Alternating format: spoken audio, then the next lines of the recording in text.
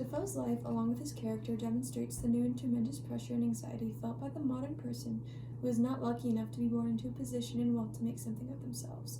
The struggle is real. Os Guinness warns in his classic book The Call that a culture unmoored from a sense of calling and built on unrestrained capitalism, like the one Defoe portrays in Mole Flanders, is destined toward hedonism. Such a world reduces work to merely a means of gaining more money and more possessions on the terms of the free market. In reading literature like this, we can observe the concept of vocation changing in real time, slowly being replaced by the modern notion of upward mobility and desire for its newly attainable economic advantage. The idea of having a calling slowly evolved from holding a spiritual office, whether in the church or family, into making a living and having worldly success. Mole Flanders reflects Guinness's observation that over the course of the modern age, the original demand that each Christian should have a calling was boiled down to the demand that each citizen should have a job, and eventually work itself was made sacred. Sacralizing work, however, desacralized the sense of caller and thus calling. Now, like Mole, we have a long menu of terms we use to refer to work: job, career, gig, employment, position, post, appointment, and occupation, to name a few. Now, instead of calling, late modernity hands us options, choices, opportunities, advancements, promotions, demotions, lateral moves, and gives us constant change over stability. Meanwhile, the word vocation, as Guinness points out, is often assigned to the categories of jobs taken by workers who undergo vocational training rather than go to college, the kind of work disdained by the socially elite and highly educated. Looking down at any kind of good work, a favorite phrase of my father, however, reflects a diminished or distorted view of vocation. A robust view of vocation values the gifts and skills that vary from person to person and celebrates the good use of those gifts and skills. This impoverished view of vocation, as portrayed above in large sweeps, has occurred over several centuries, but within narrower pockets of time, over the span of each succeeding generation in recent decades, we can see smaller shifts that feel terribly dramatic from one generation to another. Members of the silent generation, born between 1928 and 1945, strive to work at one job or company for their entire career, earning a dependable salary, health insurance, a pension, and other benefits. Baby boomers and Gen Xers, that's me, could hope for the same but might expect to move around in order to move up. But for millennials and those following him, that kind of continuity and certainty barely exists. In years past, I remember having to explain to some of my students looking for their first post-graduation jobs that full-time refers not just to a certain amount of hours worked per week, but also to the benefits that usually or used to come with such a position. But those conversations occurred in a context in which that option was more available. Now, just a few years later, we live in what is often called the gig economy, one in which more and more people, including me, are cobbling together various combinations of temporary and part-time jobs in order to make a living. Within each of these contexts, work itself takes on a different character. Work shifted from being a means of supporting oneself and one's family to being not only that, but also a vehicle of greater personal fulfillment and eventually a means for fulfilling one's passions, as we'll consider at length in the next chapter. All this to say that each generation encounters its own challenges in discerning one's calling, if that is even part of the equation. Again, understanding that work and calling are not the same. The auto worker of the past who clocked in daily and collected a weekly paycheck may have found his primary calling not in his work but in providing for his family, and having camaraderie with co-workers with whom he could share a beer in the neighborhood bar after work, and in simply being a part of his community. But in subsequent generations, particularly for those who invested a significant time and money into going to college in order to obtain career success, finding one's primary calling in work has become a general expectation. In recent years, however, as a result of spiraling tuition and cost of living, many college graduates have found such an expectation difficult, if not impossible, to fulfill. The more one's employment is linked to one's calling, the more likely it is that jobs that don't meet that criterion will be viewed as stepping stones to the ideal job, and more likely it is that people will move jobs over the course of their working lives. As Guinness points out, the increase in choice and change that characterizes modern life leads to a decrease in commitment and continuity. There are certain pros and cons for successive jobs of shorter duration, but as we'll examine in more detail in the next chapter, sometimes the benefits of staying in one job for a long time are overlooked. Certainly, commitment goes two ways, and employers are often at fault for not being committed to their employees, which is a greater problem in the long run. Nevertheless, there is wisdom in considering the benefits that we as individuals can give and receive through our own commitment to and continuity in our work. Continuity? The bigger point, however, is simply that work has not always looked the same or meant the same thing from generation to generation, a fact that can be easy to miss from within one's own particular circumstance.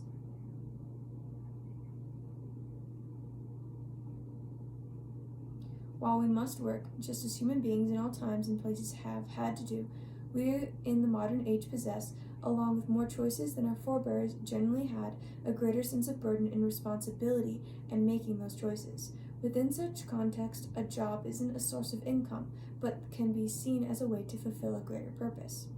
A general purpose, however, may not be, or at least may not feel like, your own greater purpose.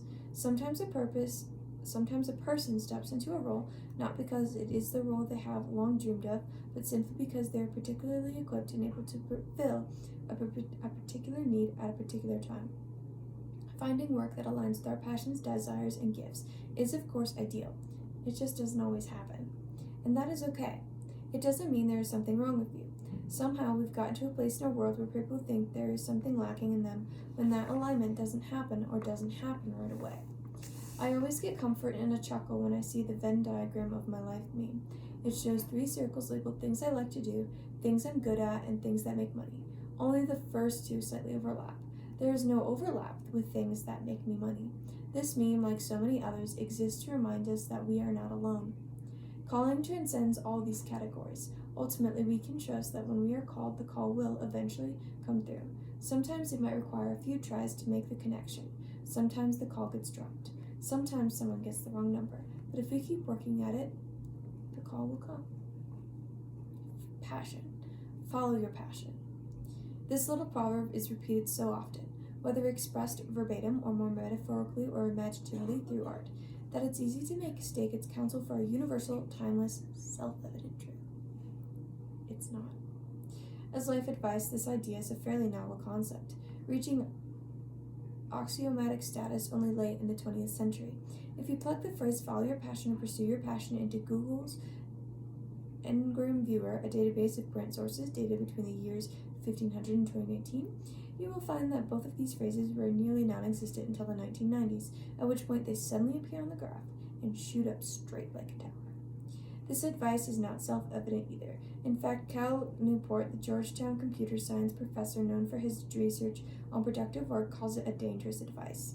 I've never put it so starkly at that, but Newport's stance, backed up by ample research, is a view I've held for years, albeit based on gut instinct and anecdotal evidence I gained over decades of teaching young people raised with this idea.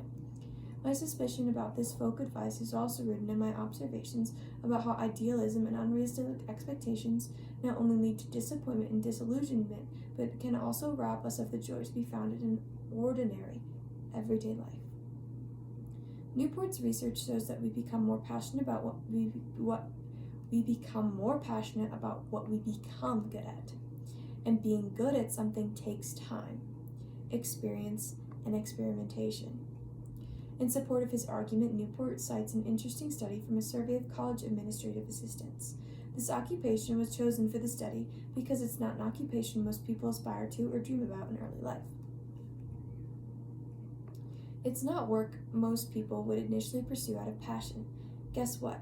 The survey found that the administrative assistants most likely to see their work as a calling rather than a job or just a stepping stone were those who had the most experience in that role.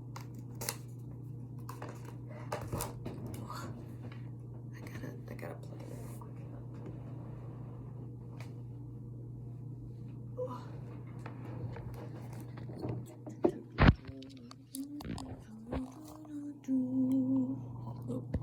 I love you. There we go.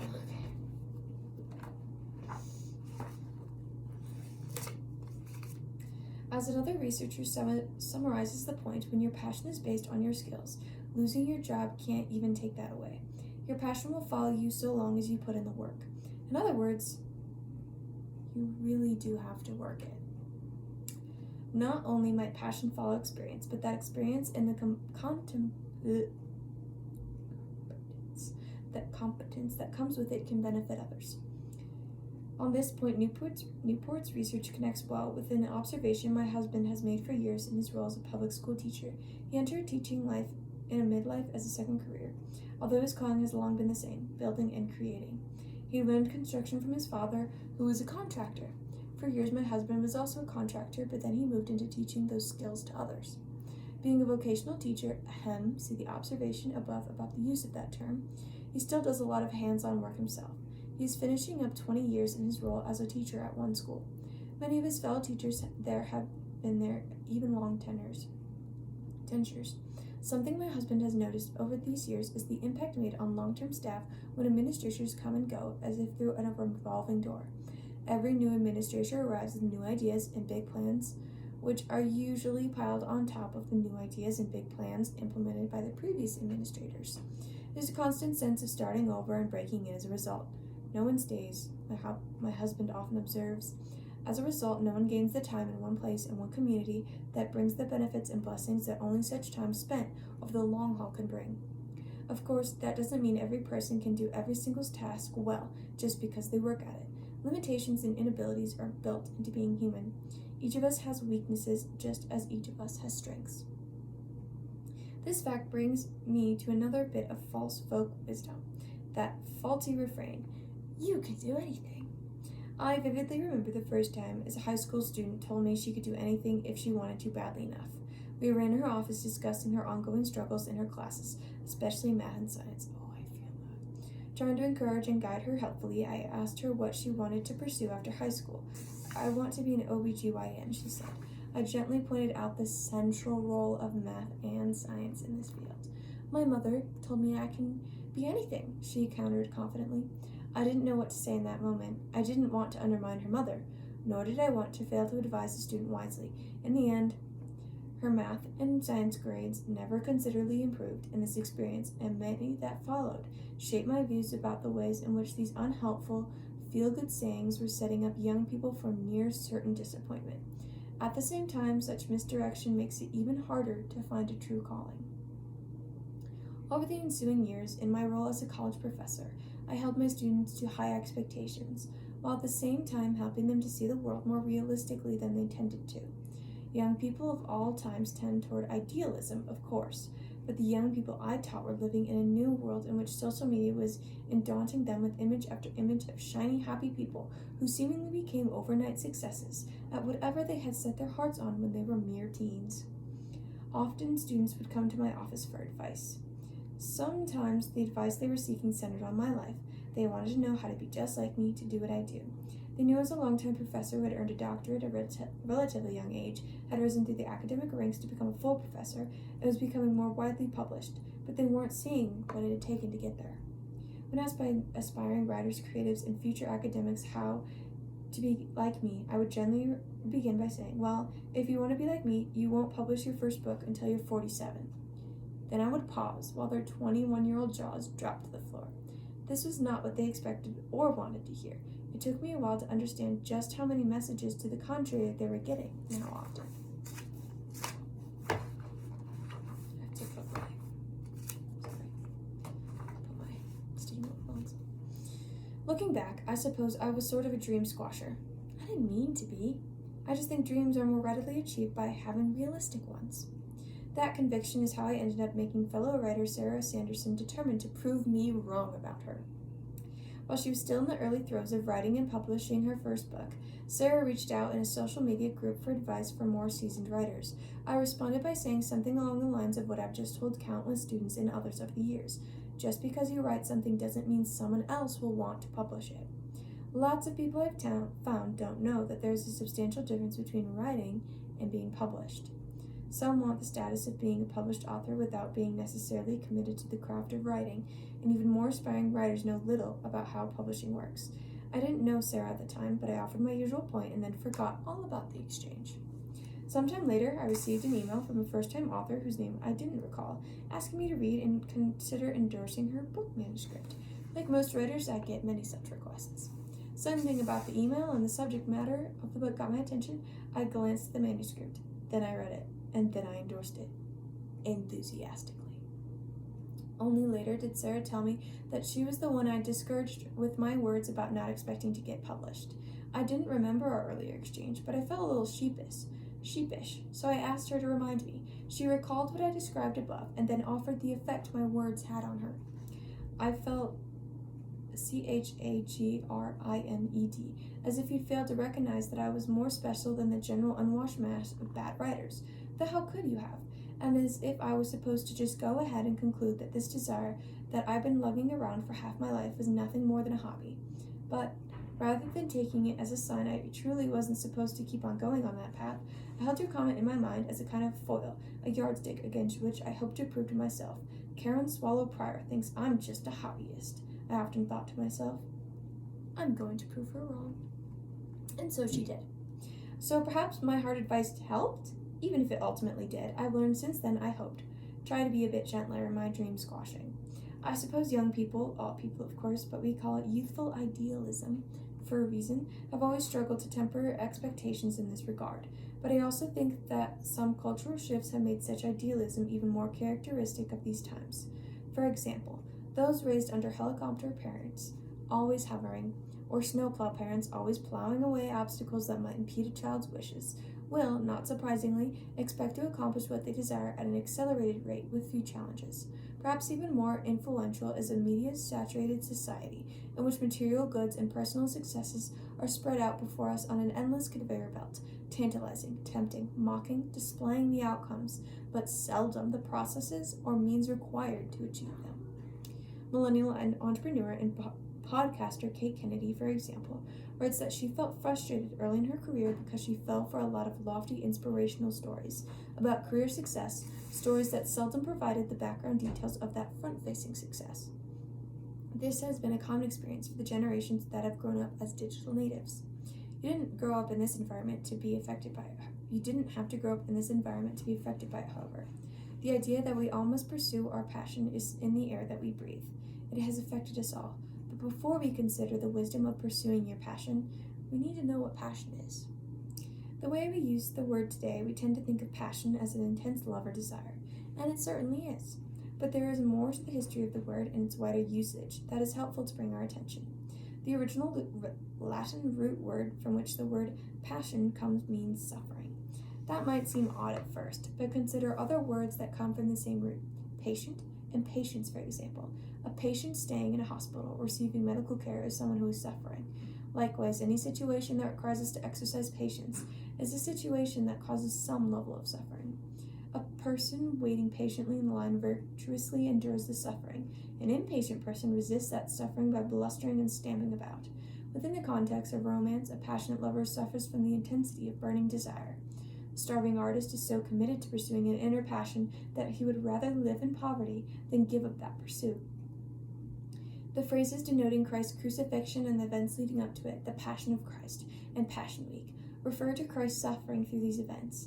He is also described in the Old Testament prophetically as the suffering servant. That is why it can be said, the martyr and the lover are the archetypes of passion. This is the sense of suffering that comes from the word passion as we continue to use it today, a sense of suffering that is often romanticized. With these examples, we can see that suffering isn't always merely something bad that happens to us, but can be willingly endured for something greater. We might admire the work of great artists such as Vincent van Gogh or Ludwig van Beethoven, but most of us wouldn't want to be them given how much they suffered for their art. And few, if any, people suffer without causing further suffering to those around them. All this might seem like a heavy way to begin thinking about the role that our passions play in our lives. We certainly don't think about the torment of Christ on the cross when thinking about the passion we have for photography, for example, or singing, or cooking, or traveling, but understanding that passion in its true sense entails suffering can help us to distinguish between something that piques our curiosity or offers a mild passing interest and those things that our brain drives or desires deep within. The word desire and passion are not interchangeable. One way to distinguish between them is to think of passion as a more intense and ongoing form of desire. Some desires and passions seem natural to us, coming completely unbidden or unasked for, but some desires are cultivated, emerging from surroundings and experiences. It's fascinating to think about where our passions and desires come from. I suspect the short answer is that they owe their existence, like so much in our lives, to a combination of nature and nurture. One of my favorite and most formative illustrations of how God gives us our desires come from Henry Blackaby's classic text, Experiencing God. Blackaby tells one memorable story as a way of explaining the meaning of Psalm 37:4, which says, "Take delight in the Lord, and he will give you the desires of your heart." It's not that God grants us our human desires apart from him, as though God were a kind of genie in a bottle. Rather, this psalm says that God will cultivate within us desires for the good things he has for us. To illustrate this, Blackaby tells of a time when he gave his 6-year-old son the very present the boy wanted, a blue Schwinn bicycle. The real story, however, was not the giving of the gift, but the father cultivating in the child beforehand a desire for the gift that he was intending for his son all along. So after buying and hiding the bicycle in the garage, Blackaby built a desire in his son's heart for a bicycle by talking about describing it until the boy began to long for it. Imagine the boy's delight upon receiving on his birthdays his heart's desire, the very gift his father had wanted him to have. Of course, this wasn't a perfect analogy, but God does create each of us according to his plans and purposes, and he gives us desires to draw us towards his purposes. Another way passion and desire differ is that passions tend to be out there flying high above the surface, waving enthusiastically at everyone. Desire often runs deeper, more quietly, perhaps even hidden from ourselves. How often do we pursue one thing, a job, a membership, a designer bag, not because we want that thing, but because we think having that thing will fulfill some deeper desire, such as the desire for belonging or acceptance. As human beings, we desire many things, some of them needs, some of them just wants. Food, sex, warmth, love, entertainment, an SUV, that cute sweater, and anthropology. Some of these desires come from our basic existence as biological human beings, and some from the necessities of modern life, and some are cultivated, even artificially constructed, through marketing, peer groups, and whatever social or psychological feedback loop we find ourselves in. Some desires need not, nor ever will, reach the level of passion, while others will develop into passions. But we live in a hyperbolic age. This is an age in which everything is the best thing ever, or the worst thing ever. An age in which we use the word awesome when we finally land that mutually workable coffee date between two overscheduled friends, leaving us no word with which to express something truly awesome. Like, say, the glory of God. I am not immune to this tendency. If you ask me what my favorite novel is or the one everyone should read, I will give you a list. They are all my favorite. Yet the truth is that we don't have to be passionate about everything, or even about many things. In fact, it is good and healthy to distinguish between degrees of desire and drive. To be clear, passion can be good, as pursuing our passions can be good. Passion is like fuel. It is the energy which fuels us towards some purpose. Purpose is the why. Passion is the how. Passion apart from purpose is just a can of gas. As with fuel, we can burn it with too much passion, or passion can drive us in the wrong direction. Or we can pursue a passion for a good thing in ways that neglect other goods in our life, in the way that uncontained fuel can burn. Or we can feel like a failure because the passionate pursuit didn't turn out as planned. We can even feel we are somehow deficient because we lack a particular passion or haven't achieved a level of intensity we somehow imagine is necessary. Even within the contemporary world, there can be a lot of pressure to find your passion or have a passion for fill in the blank. I think, for example, of a friend who felt something was wrong with her because she lacked intense passion. She tried for years to artificially stir up intense emotions about her faith, her work, and her interests. It turns out she's just an even-keeled, steady person. We need so much more people like that in the world. Some people are more naturally driven and intense than others, while apathy and depression, which we can find at the other extreme of passion, are neither desirable nor healthy.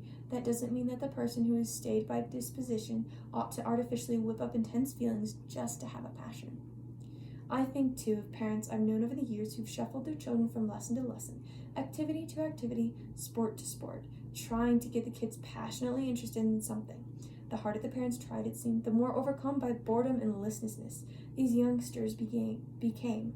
Of course, a life without interest, curiosity, or desire is no life at all, but not everyone is destined to be driven by an all-consuming passion, and sometimes a passion just takes a long time to germinate inside before it can grow strong enough and mature enough to introduce itself to you by name. In sum, a passion or desire is not good or bad in and of itself. Like loyalty, the goodness of a desire depends on the goodness of its object. Furthermore, passions must be moderated in order to be virtuous and healthy. We can strive to temper our passions by the desires and demands of the rest of life's responsibilities and relationships. While passions can be cultivated and grow, they can also wane over the course of our lives. This is why we should be careful about placing our identity in passions. I am passionate about animals in general. That has not changed. That is something that I suspect is core to who I am, though it has taken different forms and worked out in different ways in the various stages of my life and work. For most of my life, I was called what is called a horse person. My passion for horses forms some of my earliest memories from childhood. I read every horse book I could get my hands on, visited horse farms on family vacations, got my first horse when I was 11, worked on horse farms during college and graduate school, spent half of my moving allowance from my first real job to transfer my horse to my new home several states away. But after my last horse died at a ripe old age, things in my life had changed enough, and my passions along with them, that I decided that Desperado, my smart little Paso Fino, would be my last horse. I've been horselessness now these last 10 years. And you know what? I don't miss it at all, really. Horses are a lot of work, and that is especially what I don't miss. But my dogs, that's another story. I'm passionate about my Ruby and Eva. In fact, I've experienced only a few substantial and lasting traumas in my life. One of them was getting hit by a bus. Another was losing our Ruby 4 days after she took off in the woods one time when she was a rascally young pup. Of those two, I can easily rank the trauma of losing Ruby and the prospect of never finding her as a deeper and longer-lasting trauma. Oh, how I suffered from the love of her, and how grateful I am to God for bringing her back to us, whole, if not entirely unharmed. I think about it literally every day. Passions begin inside of us but express themselves outside of us. The objective goodness of something is not measured by the depth or breadth of our passion for it. Passion is subjective, individual, and changing. Oh, Willoughby, Willoughby, one cannot read those words of foolish Merrimain Dashwood and Jane Austen's Sense and Sensibility and ever think of passion so naively again. More importantly, we can have more than one passion. If you have 2 or 3 real passions, don't feel like you have to pick or choose between them, writes best-selling author and artist Austen Kean. Don't discard. Keep all your passions in your life. Recognizing all this, I think, can help us embrace our passions, and at the same time, help us hold them loosely with wonder and delight, not for the passions themselves, but rather for how they can draw us toward the true, the good, and the beautiful things of the world. And that'll be enough for today.